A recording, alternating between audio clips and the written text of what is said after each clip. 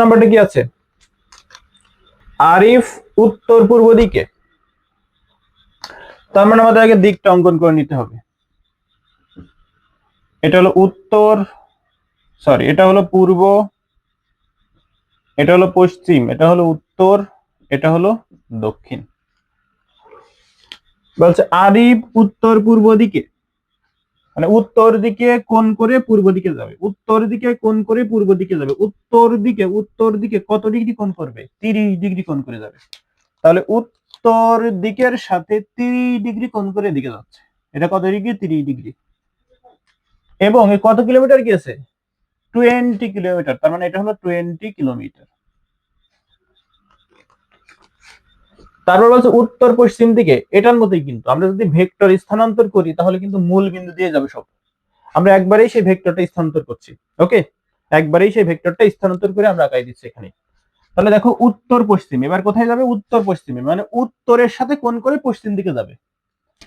তাহলে উত্তরের সাথে কত ডিগ্রি কোণ করবে? 60 ডিগ্রি কোণ। তাহলে উত্তরের সাথে 60 ডিগ্রি কোণ করে এদিকে যাবে। এই কোণটা কত ডিগ্রি? 60 ডিগ্রি।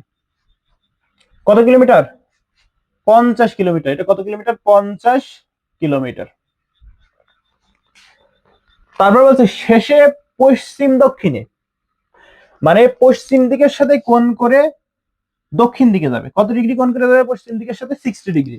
তাহলে পশ্চিম কই? এই যে এর সাথে কোণ করে দক্ষিণ দিকে যাবে, মানে এইদিকে আসবে। কত ডিগ্রি কোণ করে? 60 ডিগ্রি কোণ করে। কত কিলোমিটার গিয়েছে? 70 কিলোমিটার গিয়েছে। 70 কিলোমিটার। এখন তোমার বলছে যে সরণের মান এবং দিক নির্ণয় করো। তার মানে এক কথায় লব্ধির মান এবং দিক নির্ণয়। ঠিক আছে, আমরা ধরে নিলাম আনুমানিক লব্ধিটা হচ্ছে কিনা এই বরাবর হবে, কিছু একটা এই বরাবর হবে। ওকে, এটা আমরা ধরে নিলাম এটা হচ্ছে লব্ধি, এটা লব্ধি আর বা লব্ধি সরণ আর। এবং যে কোনো একটা ভেক্টরকে আমরা এক্স অক্ষ ধরে নেব এবং সেটা চেষ্টা করব, এবং সেটা অবশ্যই এক্স অক্ষের ধনাত্মক দিক হিসেবে ধরবো। ওকে, কি করব? এক্স অক্ষের ধনাত্মক দিক হিসেবে ধরবো। তাহলে এটা আমরা এক্স অক্ষ ধরলাম এবং এটা ধনাত্মক দিক ধরলাম। এটা হলো সেই এক্স অক্ষ। এবং এক্স অক্ষের সাথে মনে করলাম থিটা, মনে করলাম লব্ধি থিটা কোণ উৎপন্ন করেছে। ওকে, লব্ধি কোণ উৎপন্ন করেছে, থিটা কোণ উৎপন্ন করেছে। এখন আমাদের জাস্ট আর এর মান নির্ণয় করব আর হচ্ছে থিটার মান নির্ণয় করব, তাহলে হয়ে যাবে। ওকে, এর কি কঠিন কিছু? বলো।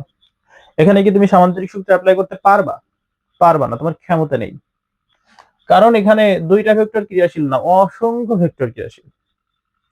তাহলে আমরা এক্স অক্ষ বরাবর লম্বাংশ উপপাদ্য খাটাবো এবং ওয়াই অক্ষ বরাবর লম্বাংশ উপপাদ্য খাটাবো।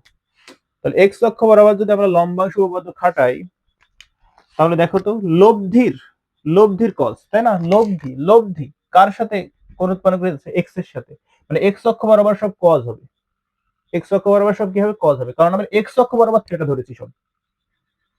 ওকে, তাহলে কি হবে বলতো? লব্ধির কস, তাহলে লেখো লব্ধি কি? আর। তাহলে আর কস থিটা, এক্স অক্ষের সাথে কি কোণ উৎপন্ন করেছে? থিটা কোণ, তাই আর কস থিটা।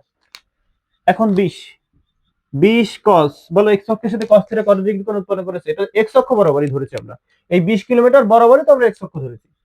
তাহলে তো এক্স অক্ষের সাথে কোনো কোণই নেই, তার মানে এই কোণটা হচ্ছে 0 ডিগ্রি। যোগ 50 কস, বলো 50 যে কিলোমিটার, এইটা এক্স অক্ষের সাথে কত ডিগ্রি কোণ উৎপন্ন করেছে? এইটা এক্স অক্ষ, এইটুক 30, এইটুক 60, তাহলে কত হলো? 60 আর 30 90 ডিগ্রি। তাহলে এটা কত হবে? 90 ডিগ্রি। যোগ এখনো 70, তাই না? তাহলে 70 কস কত ডিগ্রি? কত ডিগ্রি বলো? এই টোটালটা দেখো তো, এই টোটালটা কত? এখান থেকে এইটুক, এখান থেকে এইটুক, লক্ষ্য করো এখান থেকে এতটুকু, এইটুক কত? এইটুক হলো 90 ডিগ্রি। কারণ কি?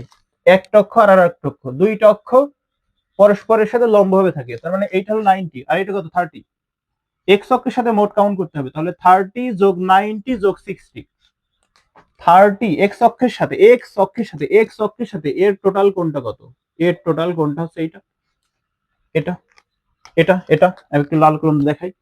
এটা, এই যে এটা এক্স অক্ষের সাথে কোণটা। তাহলে টোটাল কোণটা কত? 30 যোগ 90 যোগ 60। তাহলে কি হবে?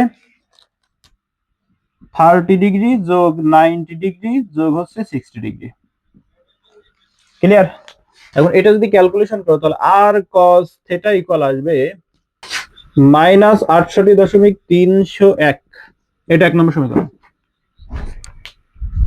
আর ওয়াই অক্ষ বরাবর নির্ণয় করা তো কোনো ব্যাপারই না, শুধুমাত্র কজের জায়গায় সাইন দিবা, আর কিচ্ছু না। তাহলে R sine theta equal 20 sine 0 degree যোগ 50 সাইন 90 ডিগ্রি যোগ 70 সাইন কত 30 ডিগ্রি যোগ 90 ডিগ্রি যোগ 60 ডিগ্রি, তাই তো? এটা যদি ক্যালকুলেশন করো তাহলে আর সাইন থিটা তো সমান তুমি পাবা -18.301। এটা 2 নম্বর সমীকরণ।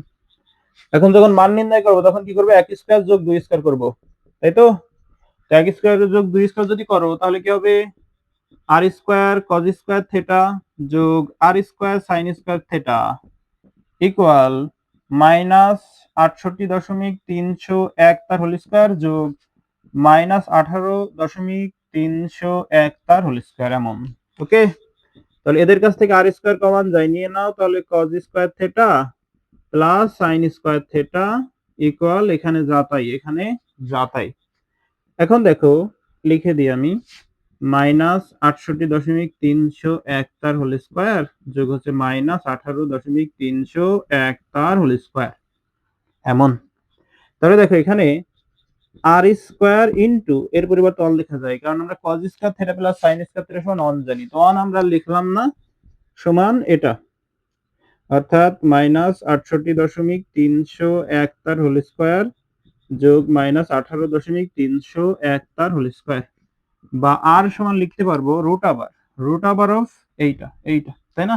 স্কয়ারটা এই ভেঙে লিখে হবে রুট হবে, তো -68.301 তার হোল স্কয়ার যোগ -18.301 তার হোল স্কয়ার।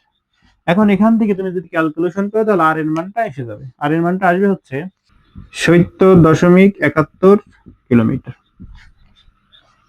আর দিকটা কিভাবে নির্ণয় করবো, 2 ভাগ 1 করবো, জাস্ট 2 ভাগ 1। 2 হলো আর সাইন থিটা ডিভাইড বাই 1 হলো আর কস থিটা, তাই না? 2 এর রাইট হ্যান্ড সাইড হচ্ছে -18.301, 1 এর রাইট হ্যান্ড হচ্ছে -68.301। মাইনাস মাইনাস কাটা প্রথমেই, এখন দেখো আর আর কাটা, তাহলে সাইন ভাগ কস সমান ট্যান থিটা লেখা যাবে ইকুয়াল টু 18.301 ডিভাইড বাই 68.301, এমন। তাহলে theta equal to 18 tan inverse 18.301 divide by 68.301। এখান থেকে থিটার মান তুমি কত পাবা, 15 ডিগ্রি।